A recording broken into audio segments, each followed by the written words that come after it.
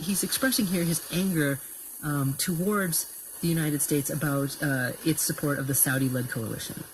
The missiles that kills us, American-made. The plane that kills us, American-made. The tanks, Abrams, American-made. You're saying to me, where is America? America is the whole thing. Now, Jane Ferguson, I'm seeing here that Saudi Arabia is the biggest single customer for U.S. arms, for the U.S. arms industry. I mean, how representative is what Dr. Al-Muta told you about how the Yemeni people see this? Certainly in the north, in the areas that I was in, areas that have been bombarded for years now, that is very much so the perception. There's a huge awareness amongst Yemenis up there that this war is politically and logistically supported by the United States. And those bombs, not all of them go off. There's a failure rate with any kind of munitions. And there are munitions that don't explode, that have English writing on them, that people are, the Houthis are able to exploit, and very easily. They don't even need to exploit that to be able to take photographs and show people. People gather around. They allowed me to go and film some of the unexploded ordnances that were made in America. So in terms of people knowing where the weapons come from, they're very, very well aware of it. And even those who you speak to who are very anti-Houthi, who are keeping their heads down in the north whilst under Houthi rule, they're also extremely angry that this war continues to be supplied in this way. Now, this has been a long-running relationship, obviously, between the United States and Saudi Arabia. And the rest of the world. When President Eisenhower gave his departing speech about watch out for the military-industrial complex, this is what he's talking about. War, never-ending war. The war in Iraq, the war in Afghanistan. We're at war in hundreds of other countries. And no president is, not responsible. Obama killed thousands of people with drones and special forces all over the planet. Not just in Afghanistan and Iraq. He was, the war in Yemen started on his watch, and actually was really started on George W.'s watch, which was really started on Billy Boy's watch, which was really started on George H.'s watch, which was really started on George H.'s watch, which was really started on Jimmy Carter's watch, which was really started on Nixon's watch, which was really started on LBJ's watch. Well, my family, I would suggest you go read books. Here's a really good book. This one.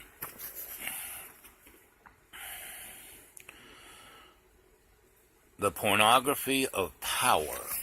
Pornography of Power by Robert S. Scheer. Robert Scheer. And this, again, is an extraordinarily good book in that it's not just someone's opinion. This person really, the last 70 pages of the book is, saying where he found everything, It's like,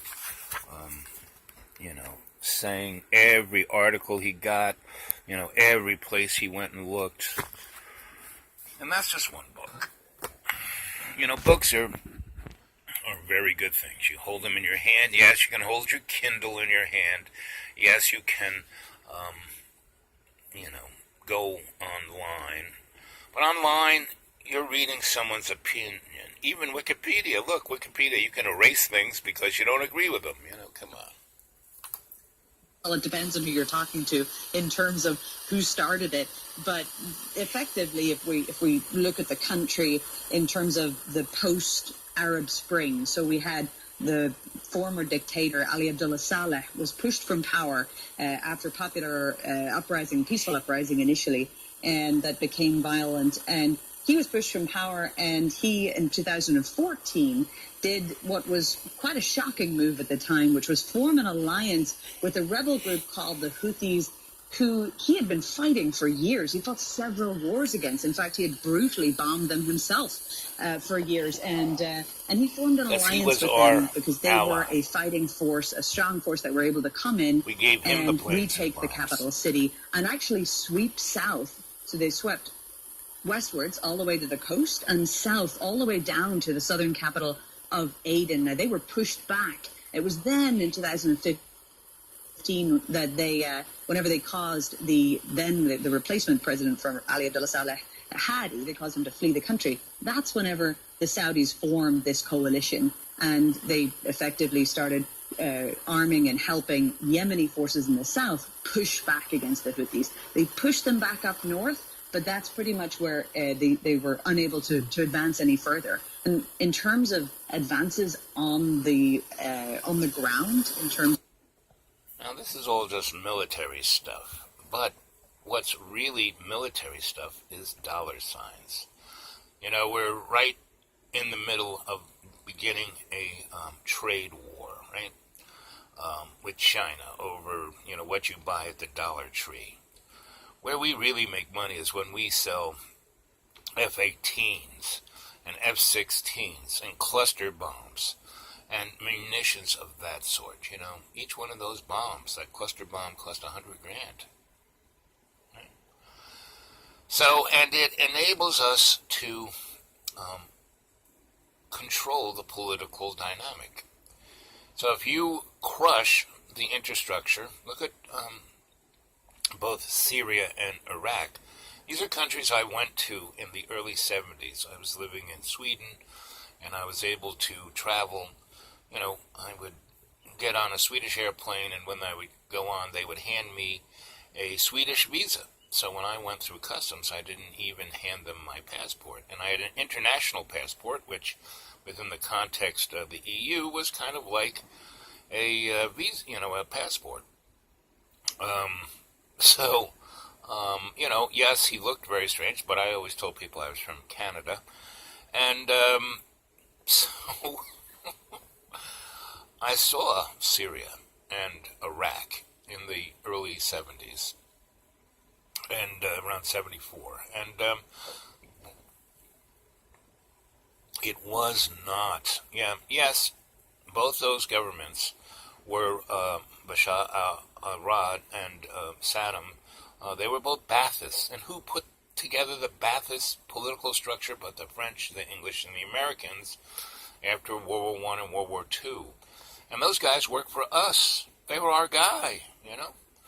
And we went in there. You know, all you have to do is look at the conservative party, not the Republican Party, but the conservative party, the ultra-conservatives.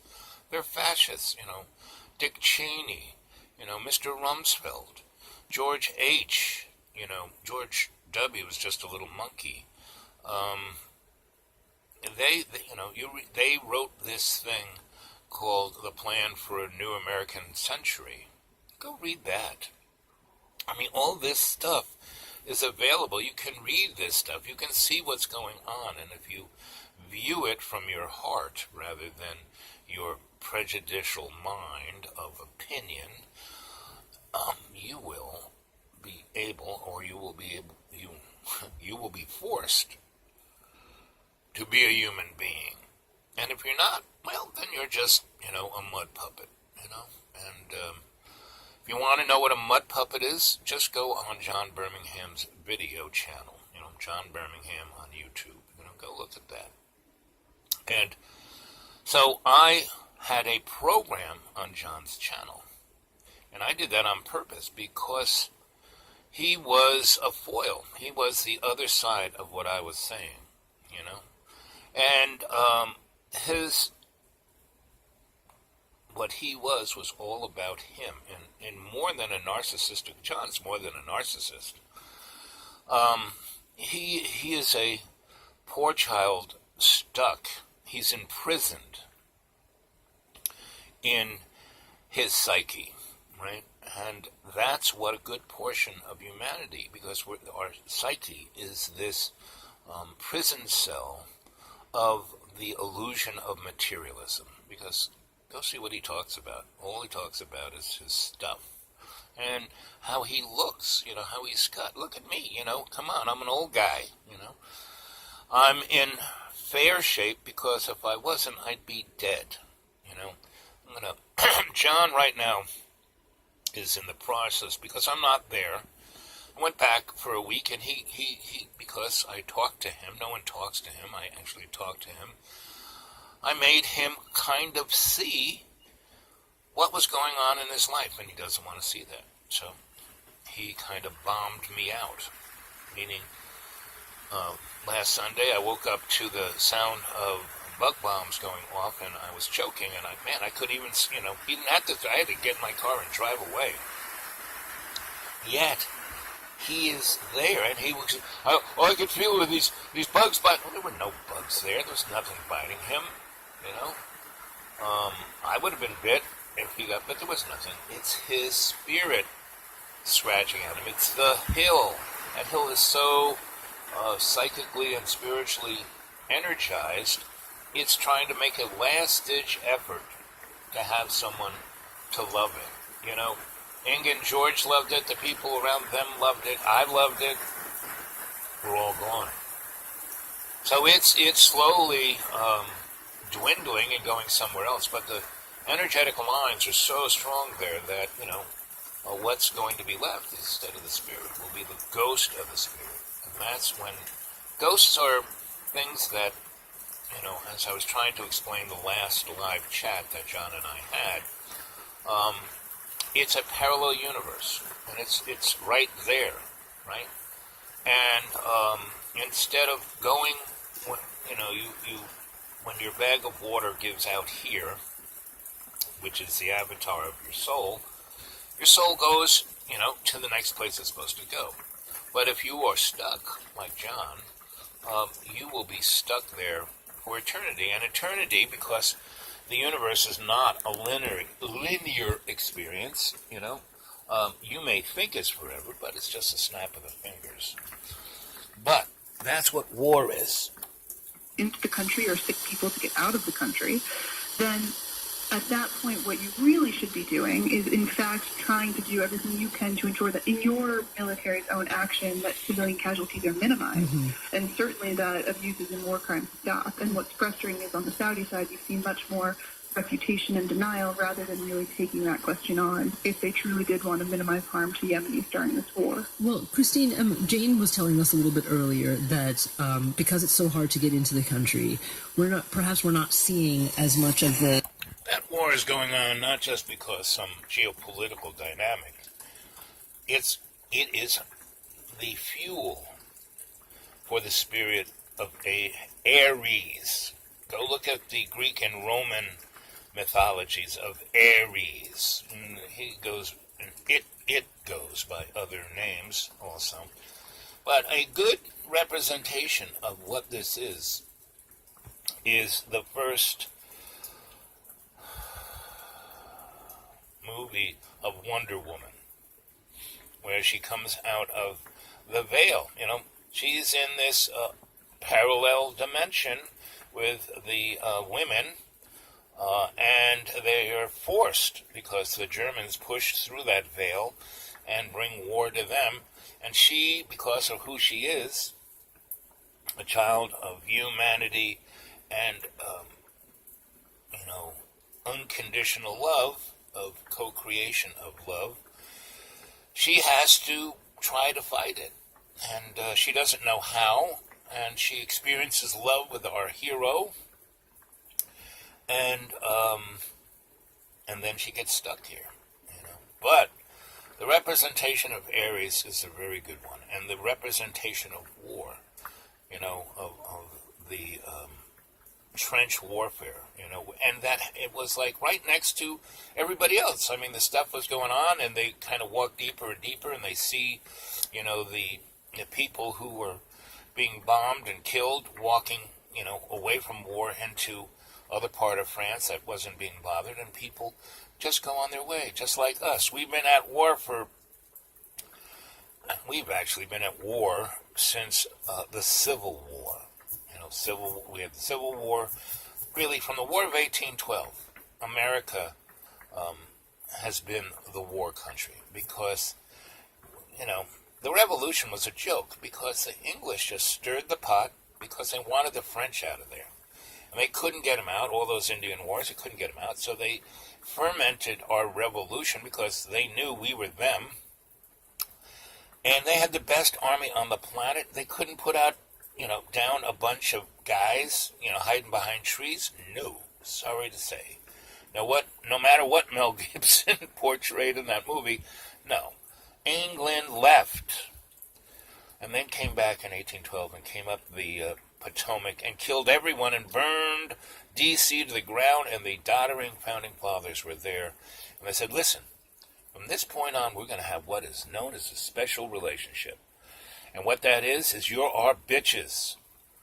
We say you jump and you say how high. And from that point on, we had wars. The Civil War was all about replaying the war about, France and England wanted America back. And the best way to do that is to get the kids, mom and dad, France and England, that's mom and dad of America, got the kids fighting amongst themselves. And they knew that if the kids whacked the country hard enough, they could just waltz in and take it back. But Russia stepped in and kept, the North was going to die because France and England had a blockade on the North. And Russia came in and broke the blockade and gave them millions of dollars of gold to finance it because Russia wanted some of that business. And then after that, we had, after the Civil War, the Industrial War, where we genocided the indigenous people of this land to the point where, we killed them all, except for a handful that we put in reservations and then addicted them to sugar, flour, alcohol, and drugs and said, see, hey, look, we still got these guys. We didn't kill them all. And then we had the Spanish-American War where we just took the Pacific. Why were we down the Yangtze River with the English during the Boer War? Because we were part, England said go there, and we said how high. And what the Opium War was not about China trying to force opium into Europe. No, they didn't have it. The opium was coming from India, and England was using opium, tobacco, sugar, alcohol weren't strong enough oppressive drugs. They brought in opium, and that's what the Opium Wars were about. Artist Elizabeth Alexander. And then we go on, ooh, the artist, blah, blah, blah, blah, blah, blah, blah. Isn't so nice. Oh, look what I got at Walmart. Oh, look what I bought at the supermarket. Oh, look what I get online. Oh, look at this, look at that. Ooh. Again, John Birmingham is the, canary in the social coal mine. Now, John, I got a lot of my stuff still there because, man, I had so much crap. It was unbelievable. Couldn't take it all. And John, when he moved in, was screaming at me to move to shit, so I didn't have the time to really go through things. So there's a lot of stuff I would like to have that's still in John's place. But when he threw me out Sunday, he didn't want me to go, And then Monday and Tuesday, he told me that he was going to throw all my stuff to the curb. So I would love it if all of you guys went on to John's, and look at all of the videos that I'm in, right?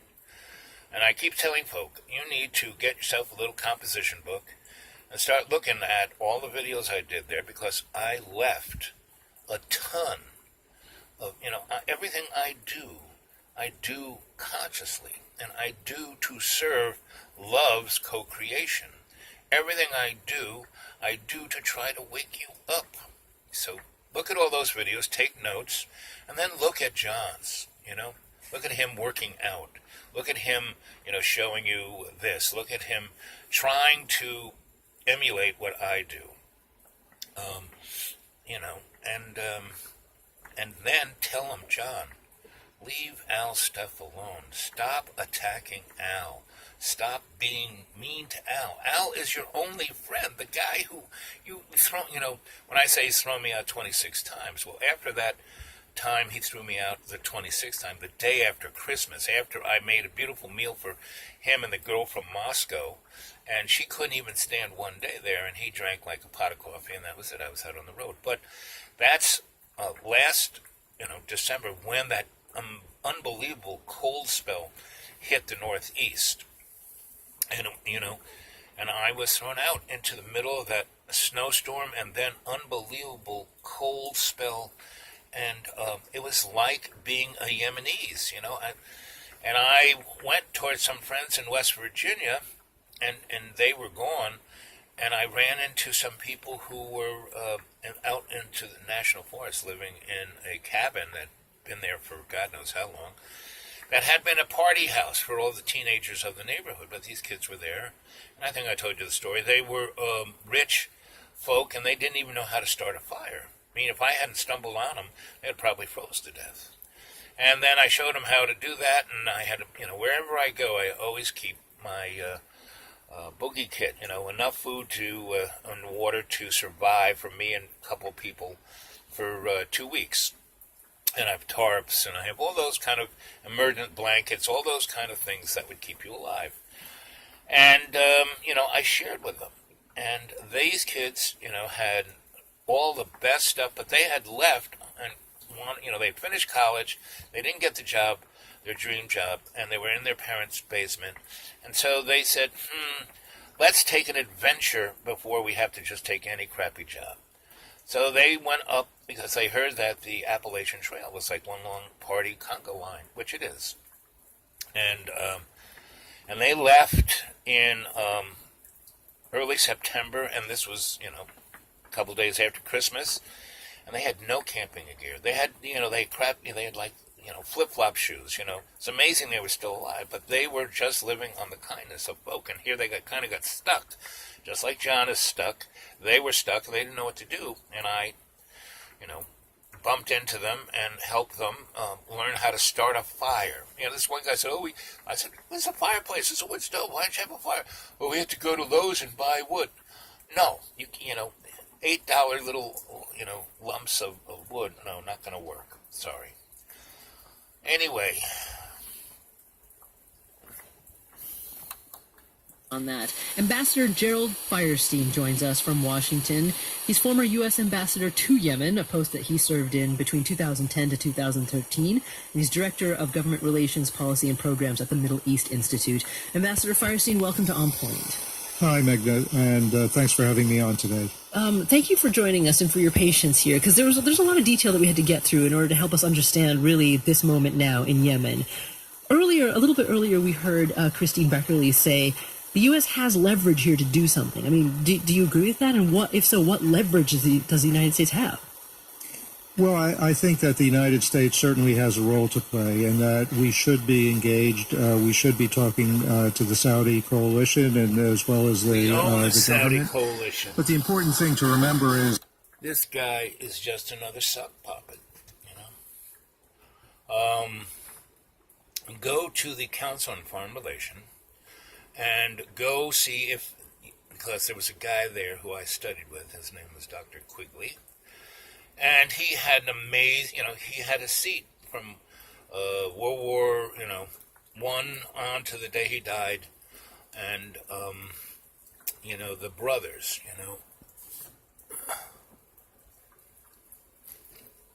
the two guys who started, the CIA, State Department, I always forget the name, the Dulles brothers, right? And they were the lawyers at Versailles. They were the ones who made sure Germany went straight into depression the day after World War I ended. So, and they represented all the banks that made the money. They were the people who, helped or orchestrated every catastrophe on this planet since, 1909. I keep telling you, to be that pebble in the pond. Well, they were like, the gigantic boulder that just emptied the pond. Anyway, 25 minutes, and on 25 seconds, I'm going to say goodnight. But I want to tell you how much I love you, how much I respect you, how much I appreciate all of your positive reinforcement, because I wouldn't be doing this without you.